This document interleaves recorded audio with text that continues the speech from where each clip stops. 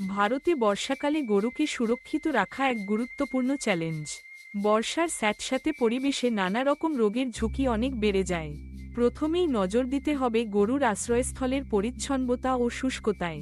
গোয়ালঘর যেন সবসময় শুকনো ও পরিষ্কার থাকে, তার জন্য নিয়মিত গোয়ালঘর পরিষ্কার করুন এবং প্রয়োজন হলে খড় বা শুকনো বালু বিছিয়ে দিন।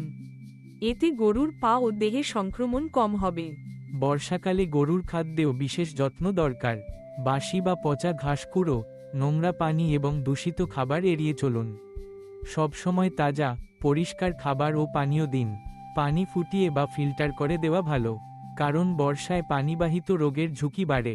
গরুর দেহে প্যারাসাইট, বিশেষত জোঁক ও কৃমি আক্রমণ বেশি হয়, তাই নিয়মিত ডিওয়ার্মিং ও পোকামাকড়নাশক প্রয়োগ করুন।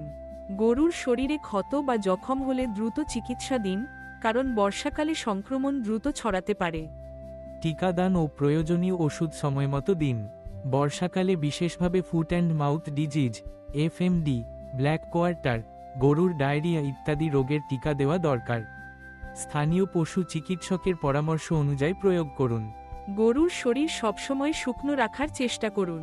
বেশি ভিজে গেলে ভালো করে মুছে দিন। গোয়ালঘরে যাতে পানি জমে না থাকে, সে ব্যবস্থা নিতে হবে।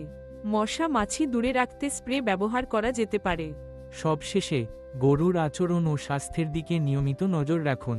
খাওয়া দাওয়া, হেঁটে চলা, দুধ দেওয়া, সবকিছুতে স্বাভাবিকত্ব বজায় আছে কিনা খেয়াল করুন।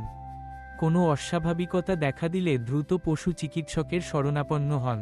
সঠিক পরিচর্যা, পরিষ্কার পরিচ্ছন্নতা ও সচেতনতা গরুকে বর্ষাকালের অসুখ বিসুখ থেকে রক্ষা করতে পারে।